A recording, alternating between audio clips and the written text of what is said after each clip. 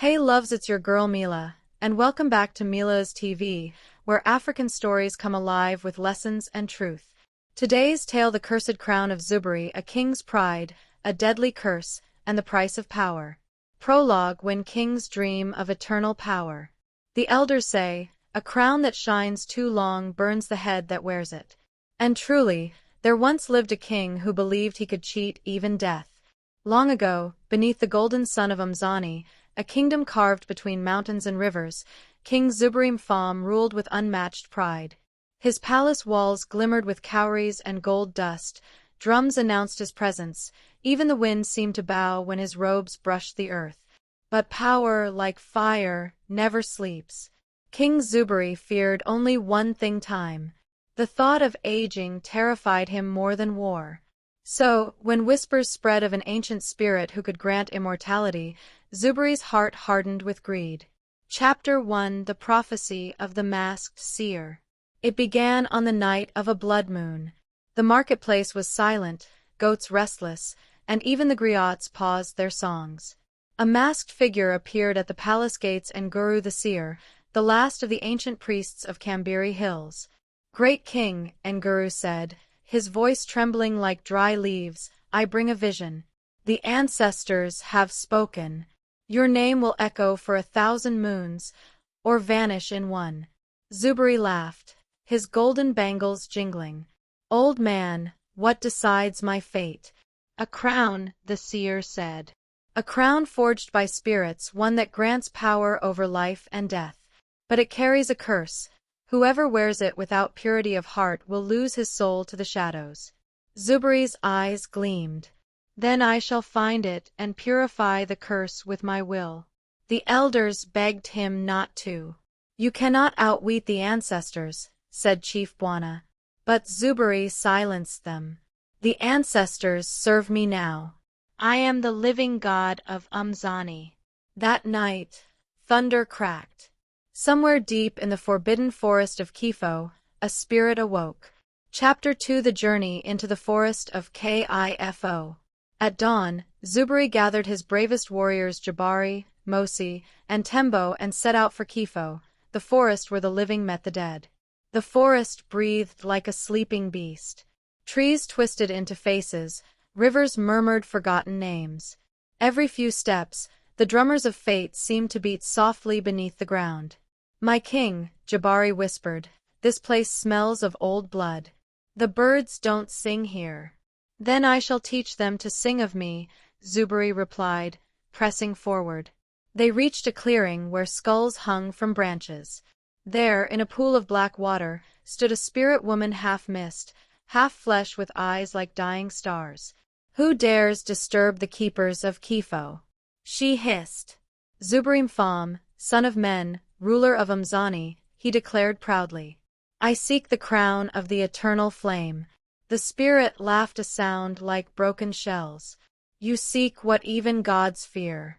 The crown lies beneath the mountain of bones.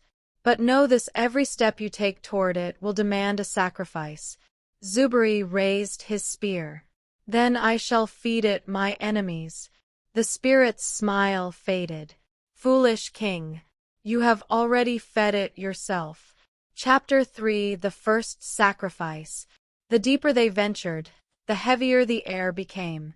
Shadows danced around them, whispers of lost kings floated through the mist. One night, Tembo disappeared. The next morning, they found his armor but no body, only a trail of red feathers leading into the darkness. Jabari fell to his knees. "The spirits are taking us one by one." Zuberi clenched his jaw. "No spirit dares take what belongs to me." He pressed on, but with every mile, his men dwindled. By the time they reached the mountain, only Jabari remained. They climbed through fog and bones until they found it, a golden crown resting on a stone skull.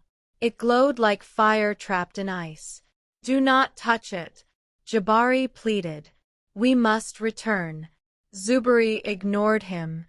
As his fingers brushed the crown, thunder split the sky. Jabari screamed, but too late. Lightning struck the king's chest, and the mountain shook as if the world itself gasped. When the storm cleared, Zuberi stood alive, eyes blazing gold, voice echoing like 10 men. "I am no longer mortal," he whispered. "I am the sun reborn." But as he turned, Jabari's body lay still, his heart turned to stone. Chapter 4: The King Who Cheated Death. Zuberi returned to Umzani alone, carrying the crown. The people rejoiced, thinking he had conquered death. But those who looked closely saw the truth: his shadow no longer moved with him. He stopped sleeping. His reflection in water twisted into other faces: kings, slaves, demons. When he smiled, his teeth sometimes glimmered black. The elders whispered, "He has brought the dead among the living." Yet Zuberi's power grew. His enemies' crops failed, his rivals fell sick, and storms obeyed his command. He declared himself Zuberi the Eternal. But every moon, someone in the kingdom vanished. The griots sang quieter. Children refused to look at his throne. One night, Queen Amara, his beloved wife, wept before him. "My king, you are not the man I married.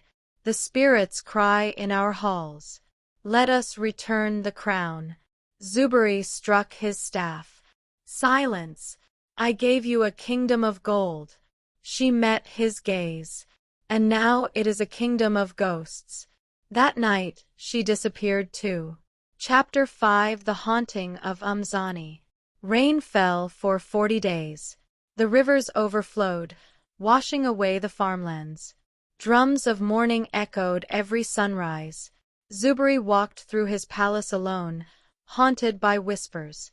"You have no heir. You have no wife. You have no soul." He began to hear Jabari's voice, distant but clear. "You fed it your enemies, Zuberi. Then your friends. Now it feeds on you." Desperate, the king sought Nguru the seer once more. The old man's hut was filled with bones and smoke. "I warned you," Nguru said, his face pale. "The crown drinks the light of its bearer. To end the curse, you must return it and offer what you love most." "I have nothing left to lose," Zuberi roared. "Then you are ready," the seer whispered. Chapter 6: The Journey of Redemption. Zuberi set out alone, barefoot, stripped of all royal attire. For 7 nights he crossed deserts, rivers, and valleys, following the voices of the dead. He found the mountain again, but now it was alive with spirits. Faces of the fallen emerged from its stones, calling his name. "King who devoured his own soul, return what was never yours." He raised the crown high. Take it, and leave me." But the mountain shook. "Not until you give what you love most." Zuberi fell to his knees. "There is nothing I love, nothing."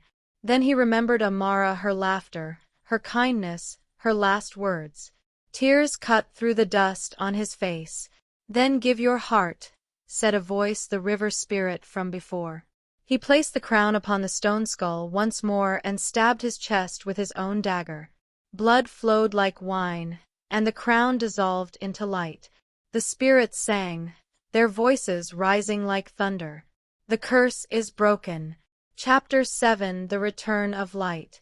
When the sun rose, the kingdom of Umzani awoke to peace. The rains stopped. Crops sprouted. The palace no longer groaned with ghosts. But on the throne sat no king, only a golden mask, cracked down the middle. From that day, no one saw Zuberi again, though travelers swore they heard his voice in the wind saying, "Power without humility is a curse. A crown without wisdom is a chain." And that was the cursed crown of Zuberi. Loves. Pride destroys, but humility saves. Don't forget to like, share, and subscribe for more African stories here on Meelah's TV, where every tale teaches the heart.